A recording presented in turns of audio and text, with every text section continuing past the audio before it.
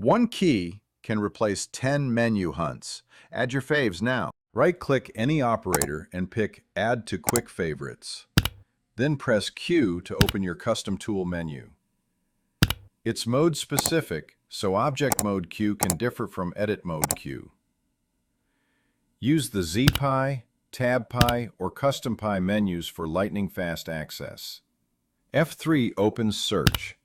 Type any Blender command and run it instantly. This is your best friend when you forget a shortcut. Save your Quick Favorites workflow by saving Preferences. Edit Preferences. Save Preferences. Final tip: pin your most used commands to Q and use F3 as the backup for everything else. That completes the core lessons for this module. Next, we'll do the mini project applying everything you learned.